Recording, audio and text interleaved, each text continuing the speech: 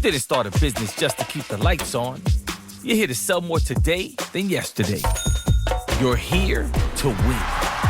Lucky for you, Shopify built the best converting checkout on the planet. Like the just one tapping, ridiculously fast acting, sky-high sales stacking, champion of checkouts. That's the good stuff right there. So if your business is in it to win it, win with Shopify. Start your free trial today at shopify.com/win.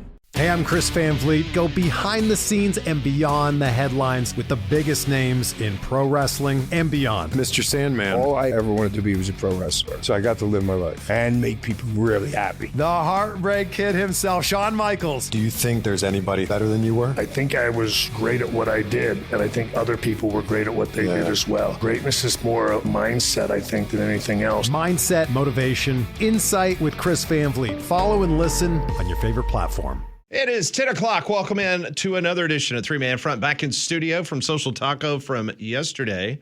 Hope everybody's having a nice start to their Wednesday. Pat Landrum, Molly, and Conrad with you until 2 o'clock. So much to get into. A very busy first half of the show. We are going to go to the Carolinas coming up in about 15 minutes from now. ACC Football Media Days kicked off. There's 3 days in Charlotte, North Carolina. Scott Hamilton, good friend of the program, talk show host there at 107.7 The Game in Columbia, South Carolina. He will be on the program momentarily. He has covered the ACC for many of years as a longtime columnist. He will be on the show as we will discuss ACC as Jim Phillips, PhD, has already made some headlines this morning. We'll save those comments and those news stories for Scott coming up at 10:15. Brian Edwards. Also, a very interesting day if you follow Auburn athletics. Auburn Undercover is going under a different banner in regards they're no longer part of the 247 network as they're just now an independent site. We will talk to one of their brand new writers coming up at 11 o'clock about the new site and also the fact that the Auburn Tigers getting ready to head down to Tampa, Florida. But, man, me and you were trying to get over last night's all of that was far more entertaining content than what I watched last night. In the city of brotherly love, that was nasty. I blame the Phillies, I blame Christopher Sanchez, and I blame the Yankees. If it wasn't for the Yankees, the Yankees. That game was over. First, I agree with you. The first inning when they got the crooked number up in the top half of the first, I said no.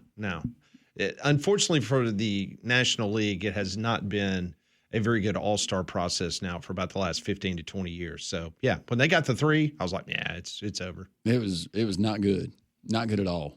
No, not at all. You had basically the Yankees and, Vargas for the White Sox, who just murdered that ball. That was it. Up until National League had one hit till the 8th inning? Yep. And it was Soto. Interesting takeaways. As we had the game on in the house, I hear Ray Charles, and I'm like, oh, are they doing a hologram? Oh, you thought it was like Harry Carey again? Yeah, they weren't doing the hologram. No. But I thought that the players with the sparklers was interesting, a nice little touch. Yeah, the Sandlot thing that they did leading into Ray Charles, that was cool. Yeah. I think the production element, I thought it was cool. Everyone coming out, signing the lineup card like the Declaration of Independence. I thought that was cool. The stand up for cancer moment. That's always very emotional moment. So we'll see if the ratings will translate. Typically 7 to 8 million people watch the event. It was a pitcher's duel for the most part. But Cody Bellinger, you mentioned it. The New York Yankees, they were right in the middle of it there. In the top of the first inning. Bellinger's named MVP, had the 2 RBIs in the first inning. It's pretty amazing when you think about Bellinger. He's now played almost 10 years in the majors. He won Rookie of the Year in 2017.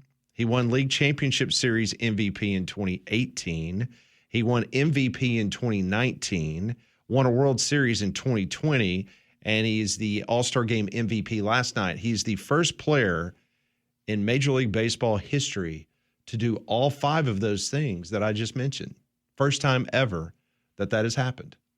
I thought that Cody Bellinger's career was basically done before this season. Not saying that he was done, but he had a decent year in Chicago for the Cubs. He was great for us last year. And then he ended up in New York. So, yeah, but for him to do all 5 of those things and no other player in Major League Baseball history has done that. It's very difficult because when you try to get the MVP in an All-Star game, when you have a million other All-Stars and really good people playing in the game, and it's got to hit just right for you to be able to get that honor. So, but man, Bellinger doing all 5, pretty impressive. No, it is impressive. He's had some injury issues, hasn't he? Yeah, and he's also just had some years where he stunk. Yeah. I guess that's why he's had a very weird career. His career is over. Because I remember him playing for the Dodgers and starting in the outfield and going and watching them as they were playing at Truist. And that was the peak. I would consider the peak of his career when he was with the Dodgers. Yeah, he's turned into maybe not the highs that you had when he won the MVP and things like that, but a much more consistent player the last 3 or 4 years or so. But yeah, he's really good. He's been our best player without Judge for the most part. Wasn't he one of the players? It wasn't. I think she has left us, but he was playing right field and he had the woman that ran out of the stands to go up and embrace Cody Bellinger. I think that happened a few years ago. Do you guys not remember that? I don't. I don't either. I'll take your word for it, though. Yeah. That was one of the highlights of his career that I remember. You just prefaced it with you don't think that she's with us anymore. Like, was it an elderly woman? No, I'm talking about the Morgana, the kissing bandit? Morgana. She's not still with us anymore. Oh, the one. I remember but this was the version, today's version of her. Yeah, back in the old days, Morgana, the kissing bandit, who was, I guess the best thing to say is that she was very Dolly Parton-esque, if I described her properly, in her physique. I gotcha. And Major League Baseball would kind of look the other way. And that was kind of the thing. Like, if you were a big star and Morgana would, rush the field and give you a kiss on the cheek, and the players would be like, okay, that's cool. Morgana would run up to you and kiss you on the cheek, and then the police would come out and they wouldn't throw her down to the ground. And this girl got tackled. She got tackled trying to hug Cody Bellinger. That's not Morgana. No, I knew that wasn't, but that was the version. That was just a young lady that had a crush on him. Yeah, back in 2019, there were 2 straight games in which 2 different fans ran onto the field and tried to give him he was a heartthrob. Yeah, he was. Well, he was hot stuff in L.A. Mm-hmm. So the American League wins it 4-0, first shutout in 13 years in the All-Star game. 11 American League pitchers combined to throw 3-hitter and strike out 15. The other amazing stat to that, the first time that 15-plus strikeouts in an All-Star game. I mean, it's just like, everybody was just like, man, when's my flight? I realized I'm just going to get up there and take 3 swings and yeah, that's what it looked like. I know Matt Olson, he swung at that last at bat. It was the first one he saw. He was like, well, Walker came in and he did basically the same thing. He was like, just throw me some sliders. Let me just swing. I was thinking about the people behind the plate, and I realized if you're sitting behind the plate at the All-Star game, but the get-in prices on the secondary market behind the plate tickets range from $2,500 to $5,000 last night. And I would have been, and I guess it doesn't really bother you that bad if you have that kind of money to spend on that kind of ticket. But I'd be disappointed watching 10 hits get mustered out, 3 of the 4 runs scored, all coming in the first inning. A little bummed. We also, this afternoon, we have the second semifinal in FIFA's World Cup. That will take place as England and Argentina. That's over in Atlanta. That will be a 2 p.m. kickoff. Conrad called me late yesterday afternoon. He was beside himself. He had France. Did they over fire Spain. France's coach yet? I'm not really sure, but I did not know that Conrad was now throwing his support behind Mbappe, but he did. I was just watching it for entertainment. No, and I was not very entertained. Listen, when he calls me and he said, the thing that upsets me the most about France losing today of all days, it was Bastille Day in France. It was the day that obviously, the French Revolution started as they stormed the gates of the Bastille, the prison there in Paris, and started the French Revolution. And France it's a special day for them. France can't even score a goal I know, on the Revolution Day. It was embarrassing. It was. They get shut out 2-0. So today, England. That was the best taking thing that France Argentina. had going for it. Yeah. Mbappe didn't even get a shot on goal. Like, what are they and then doing? he was, and then he, kind of showed his butt late in the game. Yeah, that was bad when he went after the Spain goalkeeper. Yeah, he was. Now all they have is Wemby. Yeah. And he's a loser. He lost the championship. Exactly. He's a loser. And he lost the Olympic gold medal game to the United States. Yeah. That's true. See? I mean, it's country's on a downfall, man. Hell. They can't get a W to save their life. Maybe they'll get something in the consolation game. Because the FIFA World Cup, they have the consolation. Do you know that? Yeah, on Saturday, third place match. Third place. Ooh. How about that? Wouldn't you like to go down to Miami and 100-degree heat and try to be the third best team in the world? Woo. I think college football should do that. I don't. Just personally, I don't. The two teams. If you're are the trying to gauge semifinals. buy-in week to week. You want to see all-time high opt-outs for a third-place game at the end of the season? Pat, I will not let you bet on that game. I think people would be opting out. And I don't think the television folks would want to carry that either. No. Not many people would watch that. Well, coming up next on Three Man Front, we will go to the Carolinas as ACC Football Media Days is underway. Jim Phillips, PhD, the commissioner of the conference. He's already made some headlines this morning. We will talk to Scott Hamilton next about those comments and what's going on the next 3 days there in Charlotte. That's next on Three Man Front. We'll go to the Carolinas momentarily, talk to Scott Hamilton. So earlier this morning, Jim Phillips, who is the commissioner of the ACC, PhD, he did let the cat out of the bag. He said that the conference commissioners had a call with Senators Cruz and Cantwell about the Protect College Sports Act. Big Ten and the SEC are working to get some of their tweaks in the bill. Phillips said he remains hopeful and confident we can get something done. He also went on to say that when asked about the SEC and the Big Ten exploring a self-governance breakaway model where the leagues would enforce their own rules, Jim Phillips delivered quite the one-liner at ACC Media Days. He said, self-governance to me means no governance. How about that? Self-governance to me means no governance. So he thinks that you need oversight from an outside entity, Apparently so. that you're just going to cheat if you govern yourself. Yeah. Well, not saying that would happen, but I don't blame him for maybe thinking that. I don't agree with a lot of what Jim Phillips, PhD, has to say, but on that, I'm not going to fault him for maybe having that inclination. Text line is open, by the way. Collins is asking, if Argentina beats England, do they get the Falkland Islands?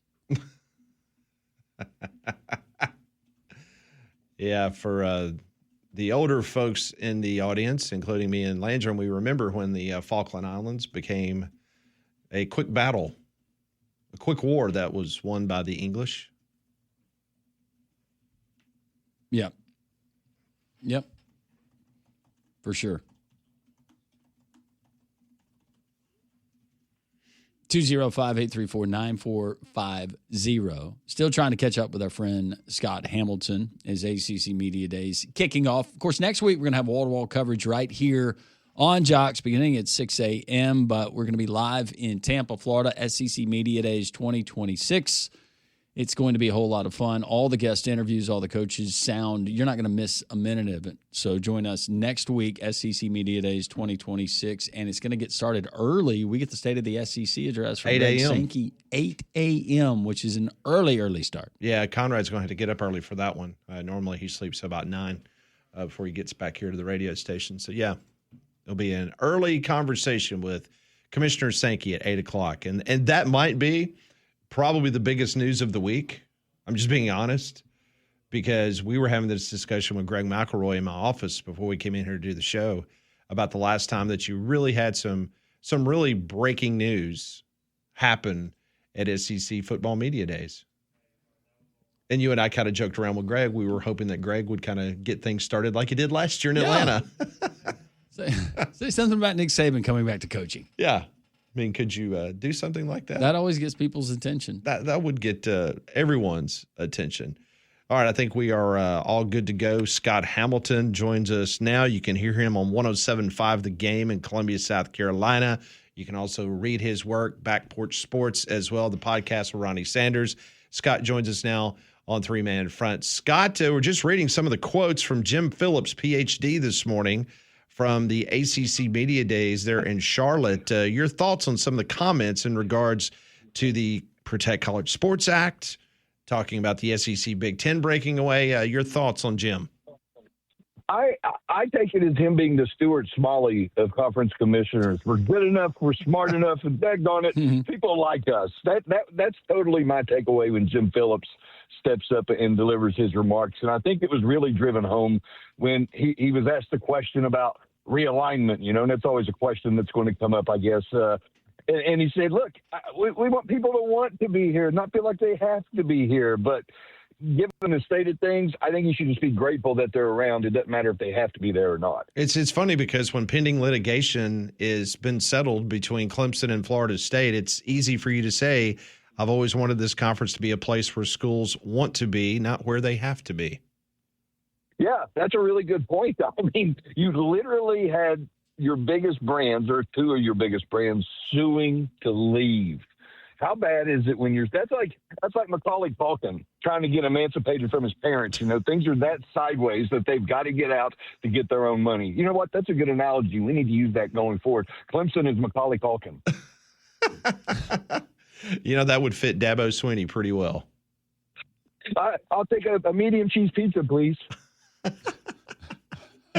Scott Hamilton, 107.5 The Game in Columbia, South Carolina, joins us here. We were just bemoaning the fact that it's been a minute or two since we've really gotten any kind of big breaking news out of the SEC football media days. The next 3 days there in Charlotte, what are you hearing?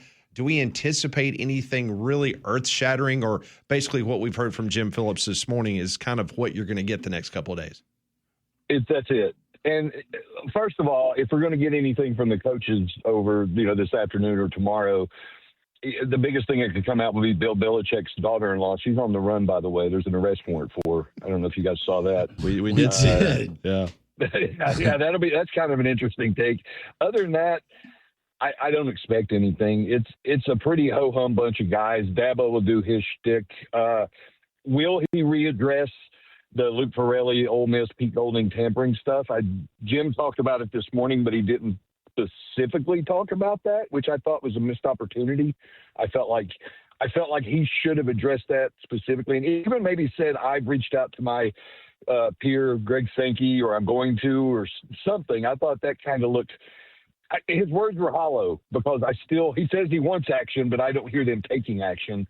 I'll be curious if Dabo says anything. But look, here's my biggest takeaway. These events, there used to be a news hook. You guys know how this is. There's some kind of big announcement the conference will make on these media days, and it's actually usually pretty significant. I remember when they announced the ACC network. Yes, there is an ACC network. Go wrap your mind around that.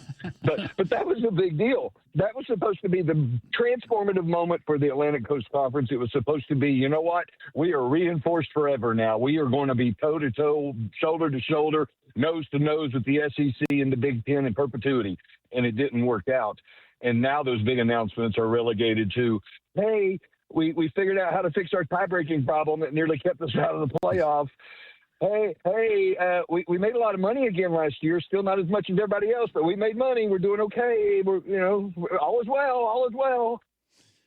Scott Hamilton joining us here on Three Man Front, Back Porch Sports, 107.5 The Game, joining us on the Higginbotham Hotline. James Franklin, Virginia Tech, that's got to be getting some buzz, wearing the new colors, a lot of excitement there in Blacksburg, a lot of money going into that program. How much buzz is that getting in the circles you run in?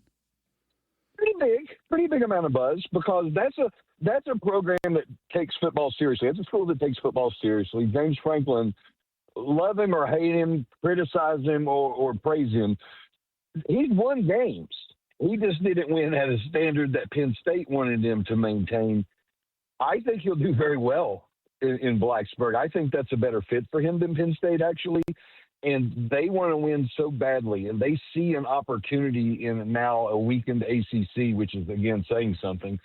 that they are pumping in buku dollars, man, to give him what he needs to cook. I can actually see them making the playoff year 2. I wouldn't be surprised year 1 if he's worked the portal right. You know, you were talking about Virginia Tech, and we will see many of these preseason thoughts about the ACC. But I did notice this morning, according to USA Today, their ACC preseason rankings, what they did is they took all the writers that cover the ACC schools, part of the USA Today network, and they voted. And no surprise, Miami is listed as the team to beat, followed by SMU, Louisville, then Clemson. I want to ask you about Clemson because you're in Clemson's backyard broadcasting from Columbia, South Carolina. What is the general feeling about this year's Clemson Tiger team? And is Dabo under any pressure whatsoever to get this thing back on track? He's under pressure, but I wouldn't say it's like the traditional type of pressure. You know, they're not going to fire him. They're not. He'll be there as long as he wants to be there unless something god-awful were to happen. But there is pressure because they've gotten accustomed to this standard, and it's a standard of his own making for 14 years now, 13 years now. And it's hard for those people who really transform from feeling like poor little old Clemson for the 40 years leading up to that, and all the world's against us, and we've had all these bad breaks. They've spent a decade popping shirt buttons and really up in their feels. And now they've been humbled, and they're trying to adjust, and there's a little bit of panic mode. I think if they don't make the ACC championship game, the heat is going to turn up, but he's safe. He's not going anywhere. It would have to absolutely bottom out, and he would have to leave on his own accord. Scott, aside from Virginia Tech, who's maybe one of or two of those other dark horse teams in the ACC you could see making some noise? Some teams that maybe got a lot better over in the offseason. A team that got a lot better in the offseason. Does SMU count? I know they were up there in that, but I like having Kevin Jennings back at quarterback. I like SMU, man. I'm a Brett Lashley guy. I said when NIL became a thing that the two schools I thought that would really crack the code would be SMU and Washington. I'm still waiting on Washington, but it's really worked for SMU. I like having a veteran quarterback, and it's just a bad league, dude. It's just a bad league. I could see SMU being a team that could win the conference, get a good positioning in the CFP, and maybe win a game. So Tom Herman is back in college football. He's going to be an analyst, it appears, for Florida State. Mike Norvell, what are you hearing down in Tallahassee and the rest of the ACC? How much pressure is he under this year to get that thing back righted and maybe to a bowl game? Oh, man, I'm thinking he gets fired during the bye week. That's probably what we're hearing.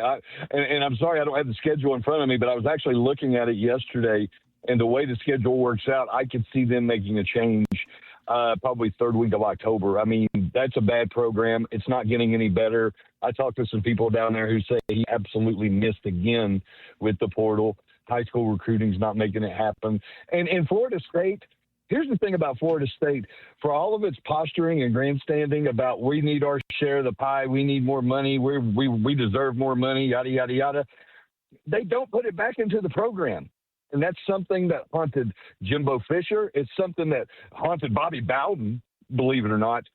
But you could get away with it back then. But now where money is everything, facilities are everything, NIL is everything, the house settlement stuff is everything, you can't cut corners. You got to put money into your program.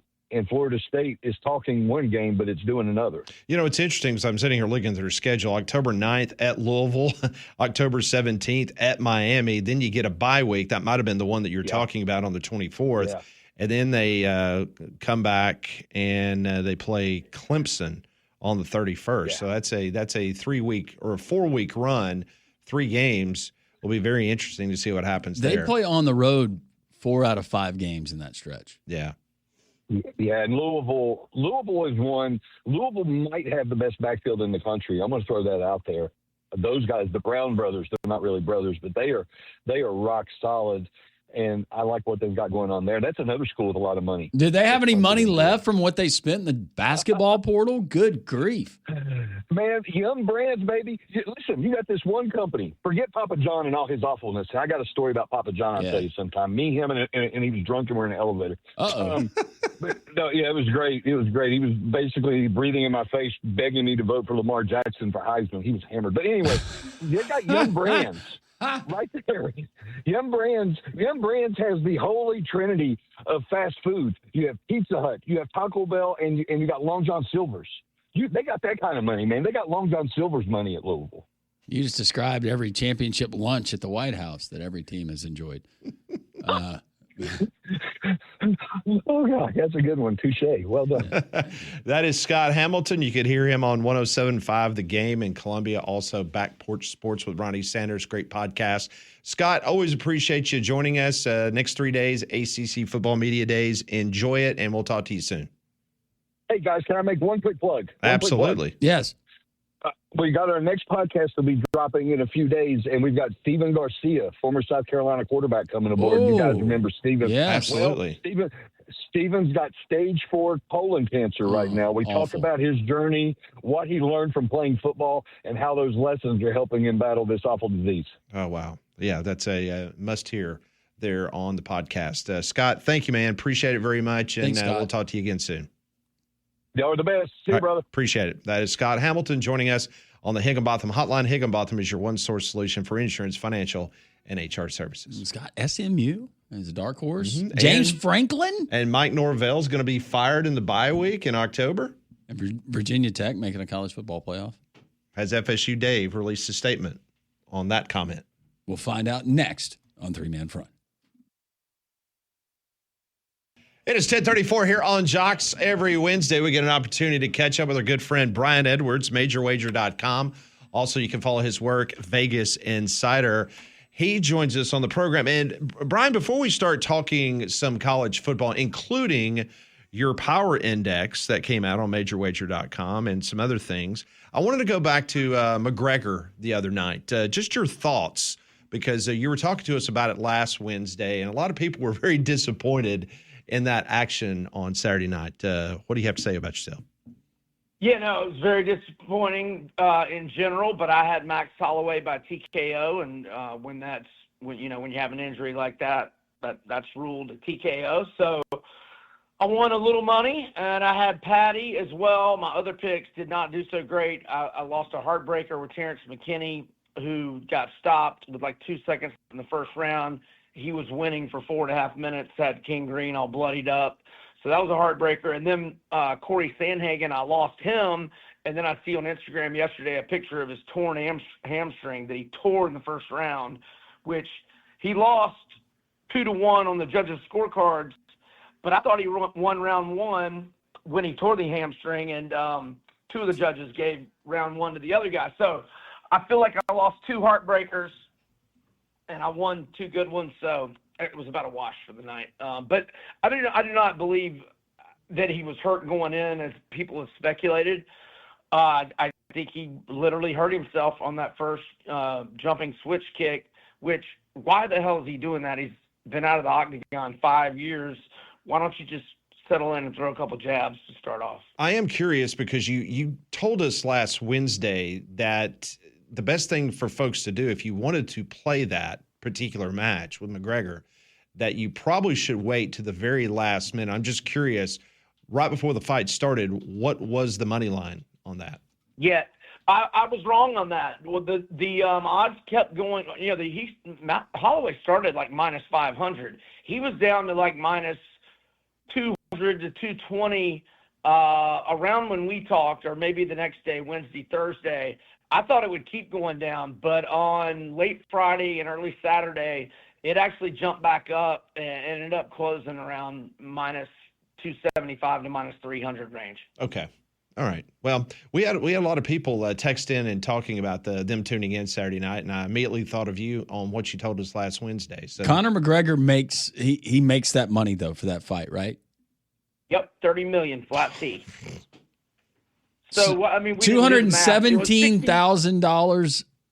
What was it? $217,000 a second. I don't know. I doubt. I think it was more than that. $217,391.30 per second during the 69-second bout. For $30 million? Well, that was saying just at least the $15 million per set he was guaranteed. Oh, I thought he got $30 million flat fee. Maybe it was the $15 million to show. No, but I think 30 altogether. altogether. So he still got paid, though. You answered my question. Yeah. Wow. Dadgum. Not bad. Hey, he's made them a lot of money in the past. He shouldn't feel bad about that part. Yeah, like Nick Saban. Very much so. All right, let's talk about the Brian Edwards at MajorWager.com. Let's talk about your power rankings here. And I know they've got a very easy schedule, but everyone in America believes that they will be able to traverse this schedule and have a very good year. Let's start at the top. You've got Notre Dame listed at number 1. Yeah, but I mean, not because it's a prediction of their schedule. I would just make them favored over everybody, not by a lot necessarily, but on a neutral field right now. I mean, I don't really feel like they have a whole lot of weaknesses. Maybe the wide receiver room, but their O-line might be the best in the country. Their secondary might be the best in the country. Their linebackers might be the best in the country. I love C.J. Carr. I mean, obviously they're replacing 2 really good running backs, but I've heard Freeman talk on interviews. He feels good about the running back room. I still think they got plenty of talent there. The wide receiver room would be the lone concern. I wouldn't even really necessarily call it a weakness, but the defense is going to be nasty. I like this team a lot. I mean, look, they lost 2 heartbreakers by 4 combined points. The schedule wasn't that tough, but they absolutely destroyed everybody the rest of the way. 10 wins by double-digit margins, and they bring back 9 starters on defense and 7 on offense. So Notre Dame's my number 1 for now. You got Indiana at number 2. We don't need to go through their cake schedule, but Indiana, they should be in the college football playoff. You got Georgia at 3 and Texas at 4. Why Georgia ahead of Texas? Coaching advantage. Okay. Take that. Yep. Yeah, I think both rosters are super strong. I prefer Kirby over Sark. I hate Sark play calling in the red zone.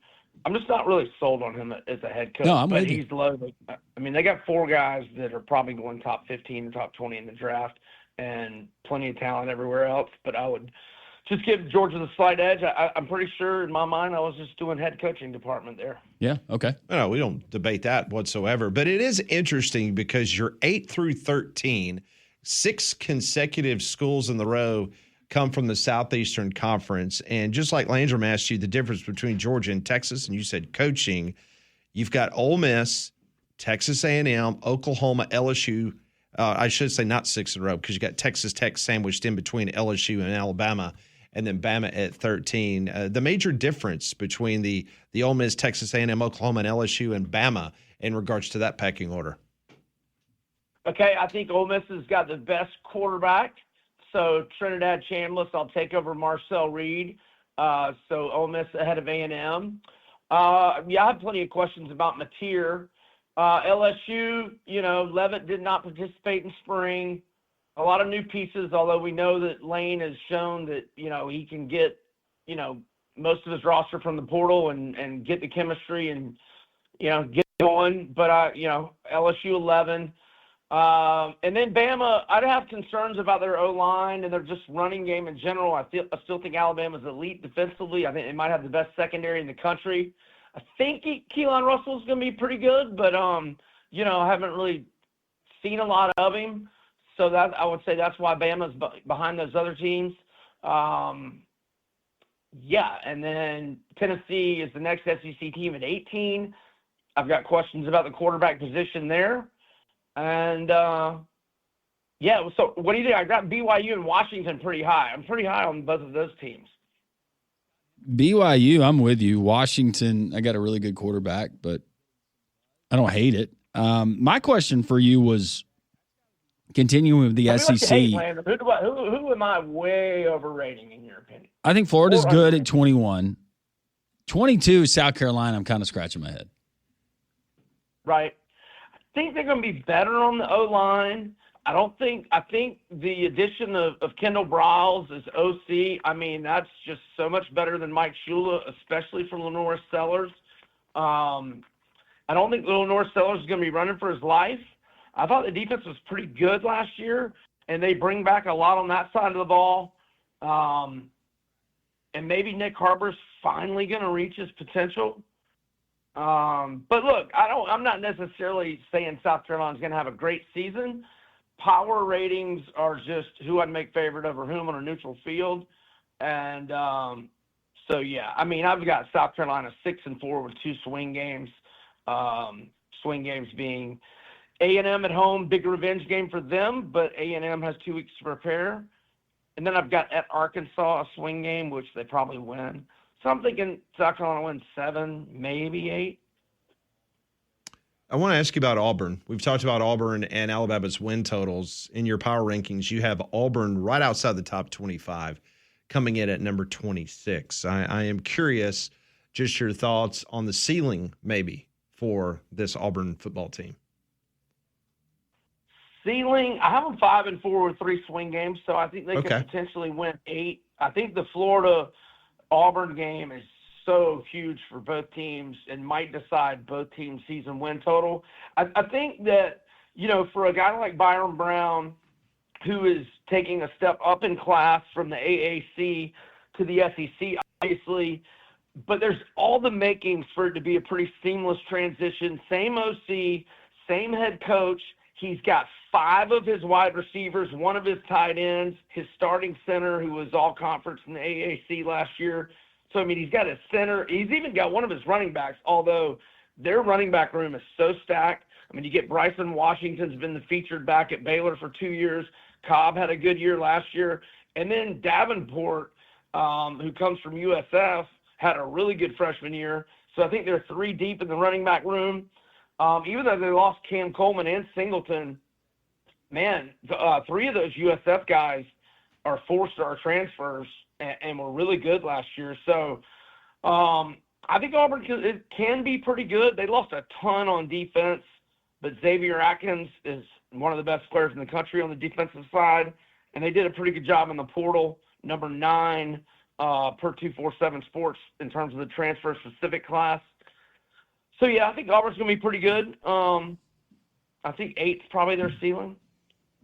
Okay.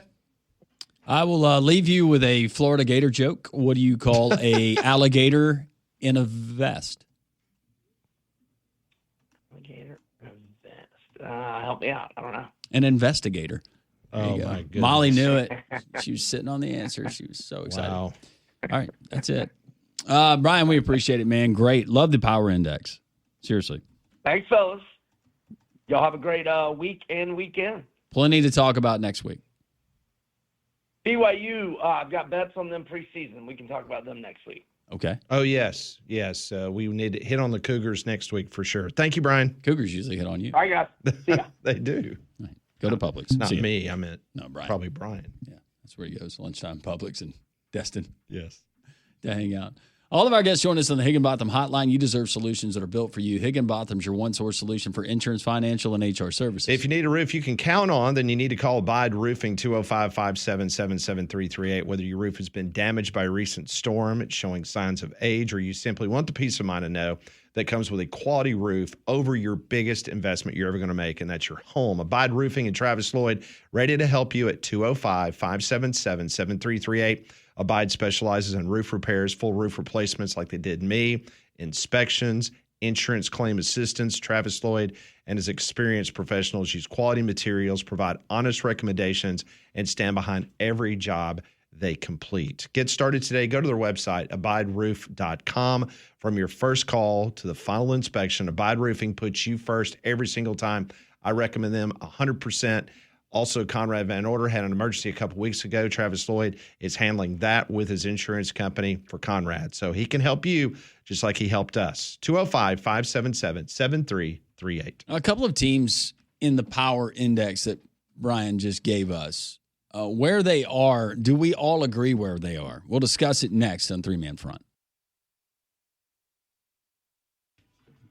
Off and running on this Wednesday. We started out with Scott Hamilton talking ACC football media days in Charlotte, North Carolina.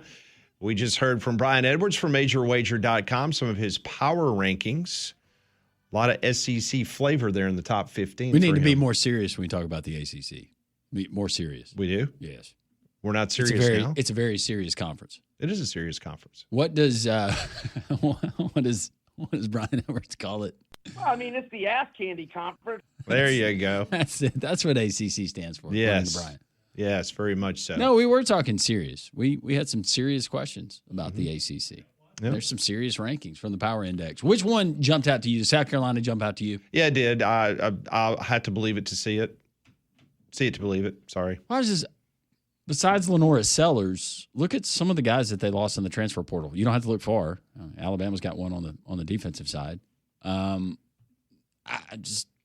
don't know. And South Carolina's too tough. And South Carolina's biggest pickup out of the transfer portal was an offensive tackle from NC State that Alabama was trying to get, and he blew his knee out. Offensive lineman. I said offensive tackle.